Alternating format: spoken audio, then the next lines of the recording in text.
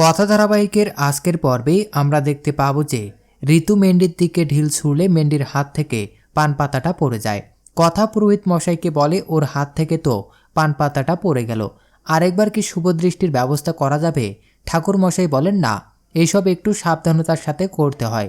কথা তখন এবিকে বলে, দেখলেন আপনার শুভদৃষ্টিটা কিভাবে আটকে দিলাম। এদিকে প্রত্যয় ঋতু নিশানার প্রশংসা করে। অঙ্কিত তখন বলে ও পচা ডিম টমেটো এগুলো ভালো ছুটতে পারে। এদিকে প্রেসের লোক চলে আসে। নীলাদ্রিও হ্যারি সেজে আসে। প্রিয়া হ্যারিকে দেখে অনেক খুশি হয়।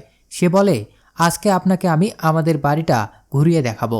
এদিকে কথাকে কোথাও দেখতে না পেয়ে সবাই কথাকে খুঁজতে থাকে। চিত্রা প্রেসের লোকদের বলে ভালো করে কভার করতে। এভি আর মেন্ডির বিয়ে। প্রান্তিক ক্যাটারার ছদ্মবেশে আসে। এদিকে এভি কথাকে না দেখতে পেয়ে ঘাবড়ে যায়। মেন্ডি কেন প্রেস ডেকেছে, সেজন্য ওকে বকাবকি করতে থাকে। কথা ম্যাজিশিয়ানের মতো সেজে আসে আর সবাইকে বলে সব কিছু ঠিক আছে কিনা চেক করে নিতে। ঠাকুরমশাই বলে এবার মালা বদল করতে হবে। এভি আর মেন্ডি উঠে দাঁড়ায়। মেন্ডি এভিকে মালা পরাতে যাবে, তখনই লাইট অফ হয়ে যায়। কিছুক্ষণ পর লাইট আসলে মেন্ডি দেখতে পায় তার সামনে এভি নয় অন্য কেউ দাঁড়িয়ে আছে।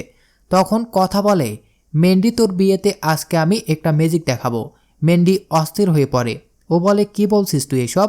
আর সবাই চুপ করে কেন আছে? এভিকে বলে কথাকে বাড়ি থেকে বের করে দিতে। মেন্ডি কথার হাত টেনে নিয়ে যেতে লাগলে এভি বাধা দেয়। এদিকে প্রান্তিক চিত্রাকে বলে, আপনার ছেলে মেয়েরাই তো এসবের মধ্যে রয়েছে, মনে রাখবেন আমার আর মেন্ডির থেকে আপনার বিপদ বেশি। তো দর্শক, এই ছিল কথা ধারাবাহিকের আজকের আপডেট। পরবর্তী আপডেট সবার আগে পেতে আমাদের চ্যানেলটি এখনই সাবস্ক্রাইব করুন।